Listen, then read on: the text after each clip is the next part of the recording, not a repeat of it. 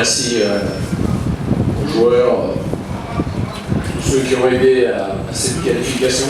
On a parfois l'habitude de prendre ça comme banalité, mais de nos jours, surtout en Afrique, tous les matchs sont difficiles, donc c'était important de ne pas faire abstraction de cette Coupe d'Afrique 2015, parce que même quand on veut construire, c'est important d'avoir des matchs de haute compétition pour pouvoir amener les joueurs à acquérir une expérience. Au football, c'est pas toujours de bien jouer qui est récompensé.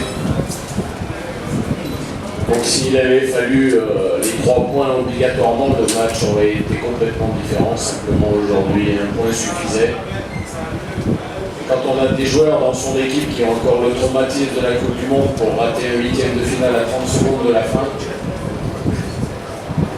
ou alors le 4-3 contre le Congo il y a quelques semaines en arrière, je pense qu'il est plus sage de ne pas prendre trop de risques, même si pour l'éthique c'est pas la meilleure des choses, mais le Cameroun voulait certainement finir invaincu et mérite pour première place. Ils ont été bien meilleurs que les 3 autres équipes dans cette poule.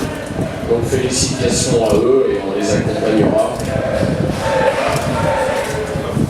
J'ai jamais eu de qualification facile. Et ça sera normalement, si je suis présent en janvier 2015, ça sera normalement ma 5e CAN consécutive.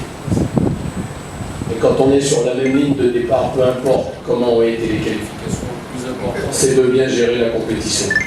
Quant à votre dernière question, je vous ai déjà répondu parce que c'est vous qui m'aviez posé la même question. Il faut que vous vous adressiez à Didier parce que c'est lui qui refuse de revenir. Voilà. Vous êtes sûr d'être sur cette terre en 2015, janvier? Vous êtes sûr? Je suis pas pour ça. Comme vous êtes quelqu'un de très négatif, vous mentionnez toujours le négatif, donc on finira meilleure attaque de toutes ces qualifications certainement. Voilà, ça c'est le point positif, et puis le point négatif c'est qu'on a encaissé beaucoup trop de buts, je vous le conçois. Donc ça nous met devant un chantier encore important, tout en sachant que lors de ces derniers matchs ça a été beaucoup mieux, même si tout n'a pas été parfait.